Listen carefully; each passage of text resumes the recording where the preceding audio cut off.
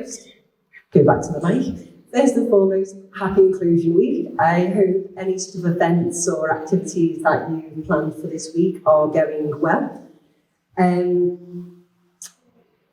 And so today, basically what I want to talk about is, I'm sure we've all sat through EDI training, etc. Previously. So I'm trying to look at more to what that backbone for your EDI work should be. It kind of takes on that theme of Inclusion Week, which is the take action bit.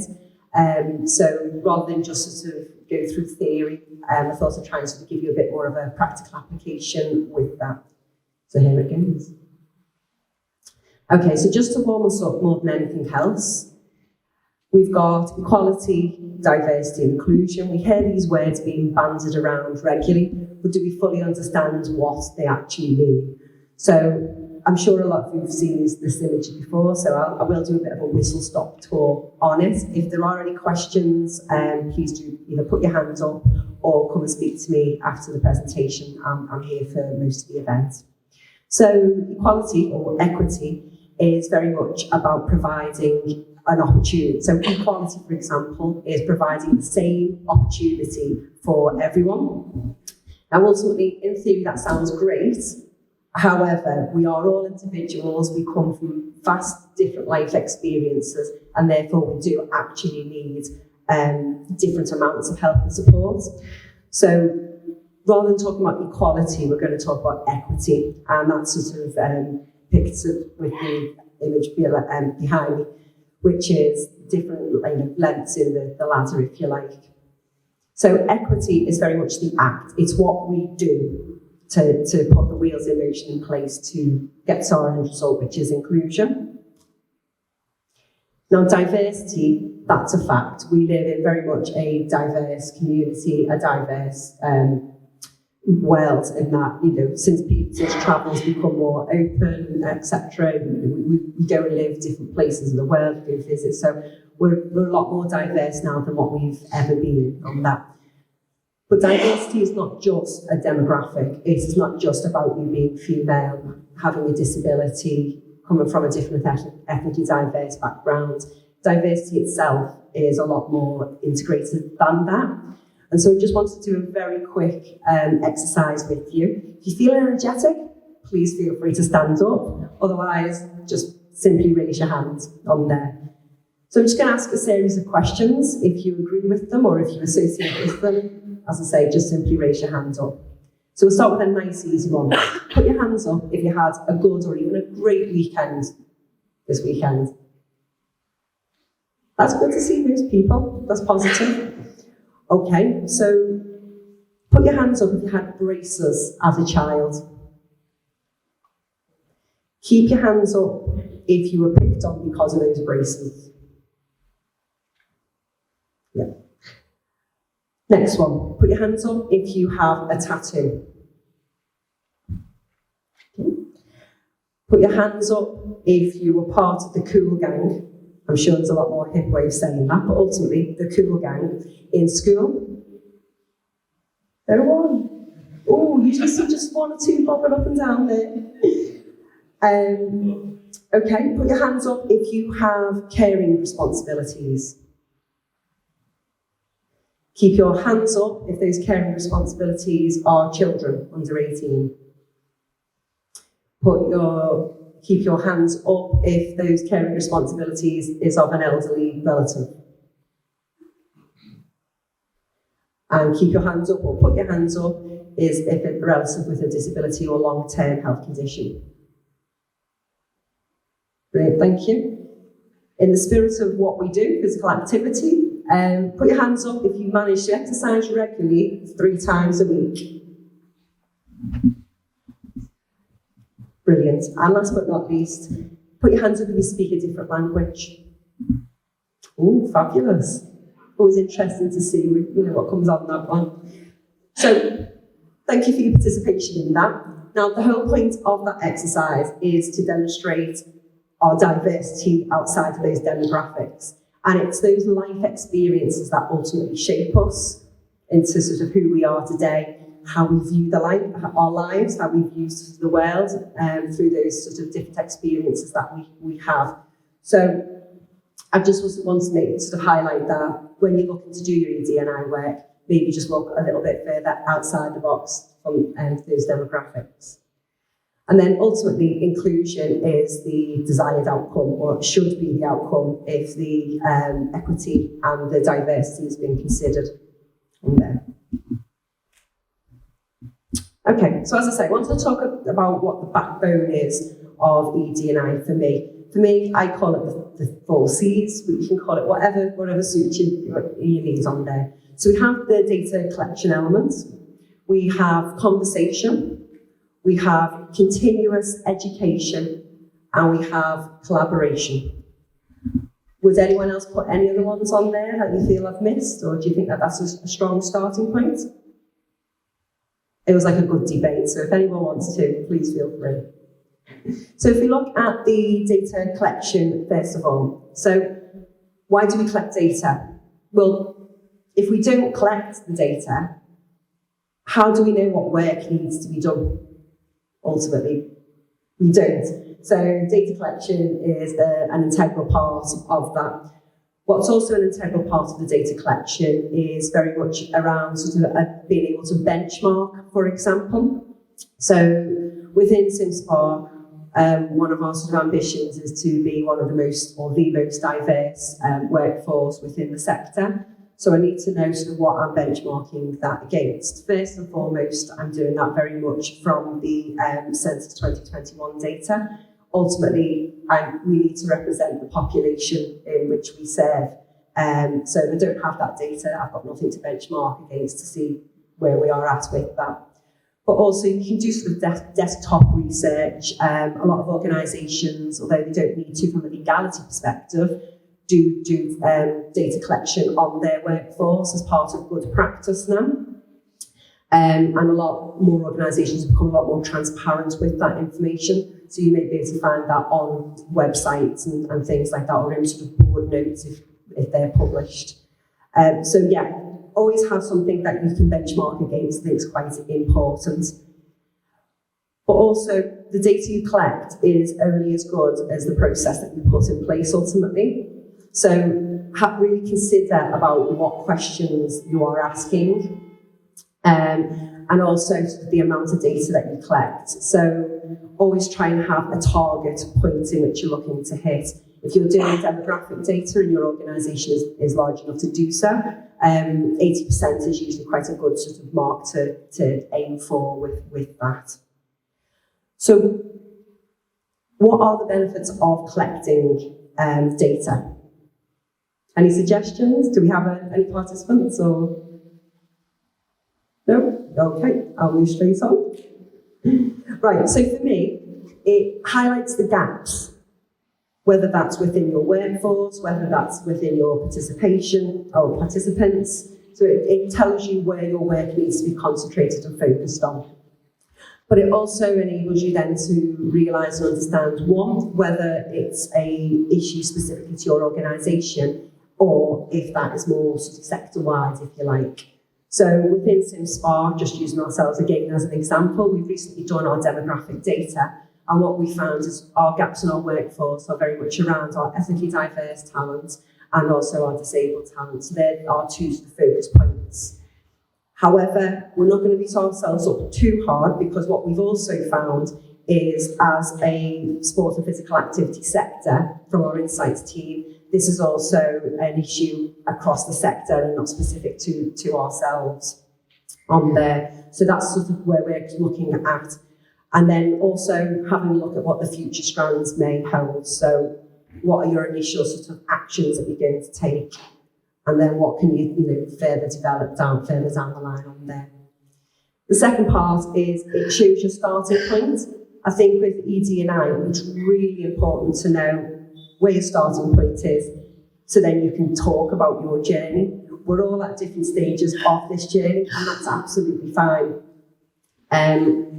But if you know where you're starting, then obviously you can make good moves with that. But also use it to celebrate the successes and progression. So if you've got your data, you can say, okay, yeah, CIMSPA, you've got huge gaps within your ethnically diverse talent and your disabled talent.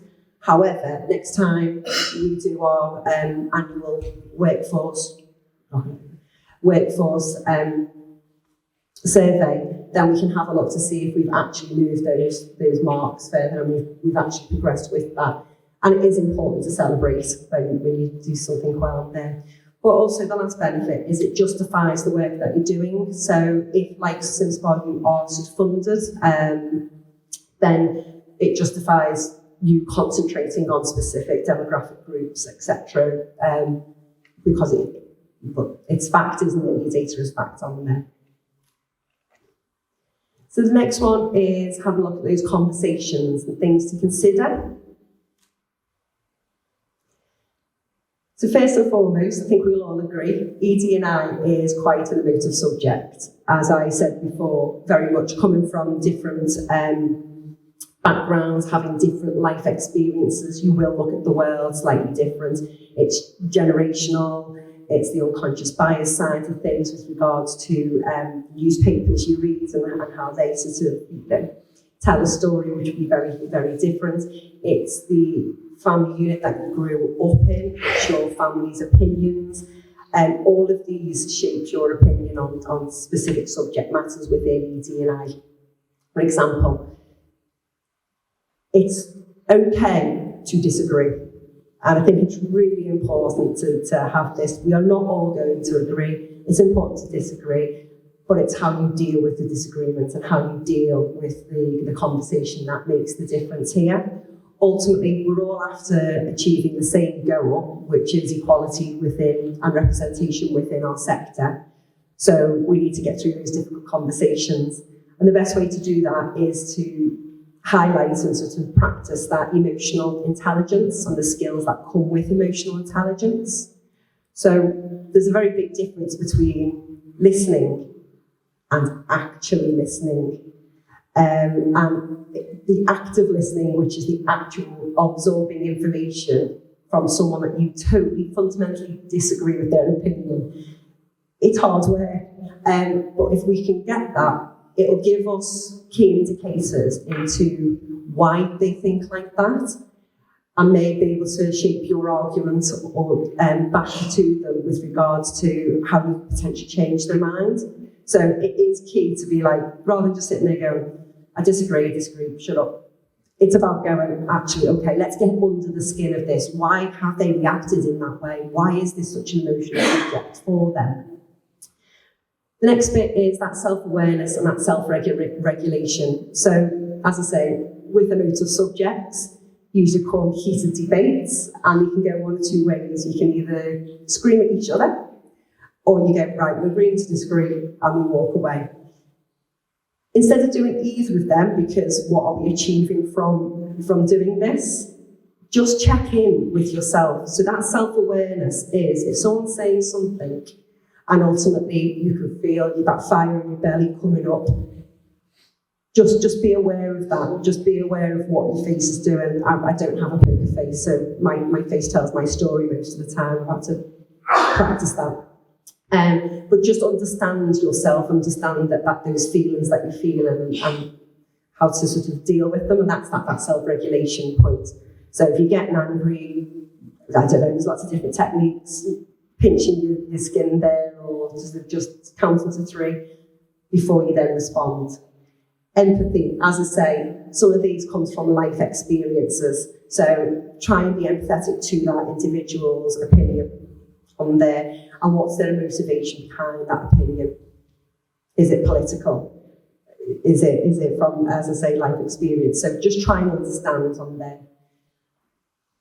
Conversations are never easy to have because it puts to life what we already know. There is huge disparities with certain sort of subjects, and it's about being able to listen to someone's experience on there and like what the traumas almost that they've had to go through that maybe you've never had to experience to get where they are today. So it's a difficult listen, it is uncomfortable, but it is something that we do sort of need to understand, if you like, in order to be able to progress the work and yeah. So the education element of it. With ED&I, it is very much a continuous learning curve. The landscape changes regularly, the terminology changes, everything. It's a very fast-paced movement, so it is important to try and keep on top of it, to be educated. It's okay not to know everything. I don't know everything. But I do have to keep on researching and having those conversations in order to be able to know what I'm talking about and how things I've developed in the arena. But ultimately, education comes in many different formats. So it could be an e-learning module, it could be listening to a webinar, and it could be conversational pieces on there, or research itself if you want to go down a more academic route. So just bear that in mind. Education doesn't mean that you have to sit with copious amounts of books wrapped around you. There's the different levels. As I say, it's okay not to know everything. It changes regularly. And it's just about trying to keep up with it. But also, CIMSPA are doing a lot in this area at the moment. For our members, we are looking to put an education programme together. So it will be sort of a series of webinars with different groups and different specialist groups, etc. But we've also developed a lot of different standards at the moment as well. First one that's come out is around women and girls in sport. So it sort of looks at that sort of period poverty, it looks at menopause, it looks at post and prenatal exercises, etc. But we also have things in the pipeline that looks at around sort of disability in sport as well, and sort of the ethnically diverse and the cultural nuances that come with that as well. So watch this space for those to come out. There's lots of information out there for you to be educated on. And then collaboration. Nobody expects you to do this on your own, and there's lots of benefits from being collaborative in your approach. As I say, nobody knows everything, so use it as an opportunity to collaborate with local organisations, research what organisations are in your area that you can tap into on there. If they're specialist organisations, then use them as an opportunity to check and challenge. Right, I've got this really good idea, this is what I want to be doing. This is how I think I want to go about this project. And they can say, well, actually, yeah, but have you thought about just including X, Y, and Z? Or, so it's always worth having that check and challenge element on there. Have focus groups. I think I was saying before about sort of, there was an ED&I group, is that correct? Yeah, brilliant. So tap into them as a resource. Have groups in which you're meeting and you're sharing good practices and you're sharing challenges that you currently face as organisations or from a geographical location. It's the best way to go about it, and ultimately you can tweak good practice. You can hear something and you can tweak it to what suits you ultimately on there. But most importantly, to have the collaboration, what that allows us to do is to move forward together as a sector. We can move forward with the same messaging, and that's more powerful than trying to do it alone, or different groups of organisations all doing different things, and then the messaging gets a little bit mixed up. Ultimately, it makes us look a lot more cohesive and a lot more mature as an organisation. And it's always worth looking to do that. So I just wanted to finish on this video, so it very much sort of links up to what I mentioned earlier with regard to that sort of diversity piece and how it differs, and it's above and beyond those demographics. This is actually a Danish advert, so there is subtitles in case it's not quite clear what's being said. But for me, I feel it epitomises exactly what I'm sort of saying and there, and having a look at that bigger picture. I'm not afraid to admit it publicly. I did cry the first time I saw this, actually, so if you've got tissues ready. But yeah, just take a look.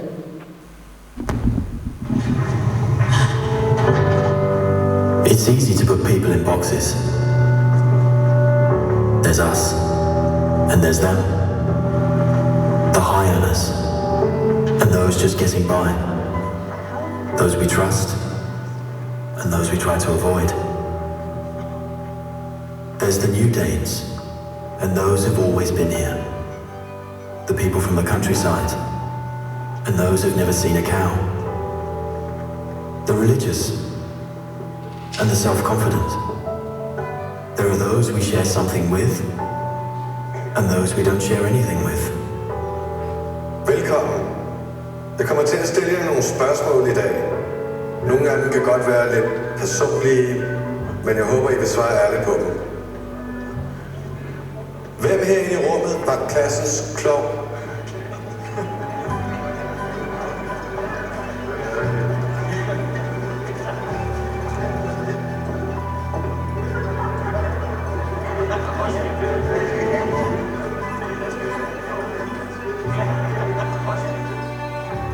Hvem er bonusforældre?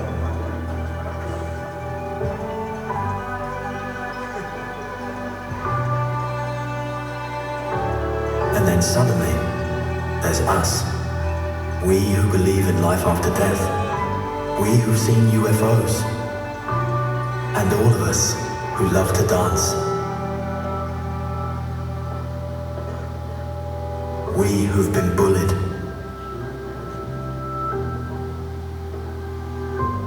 And we who've bullied others.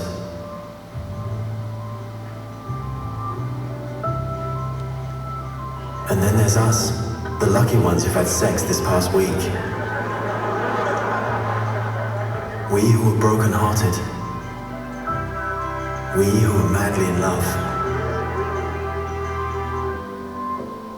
We who feel lonely.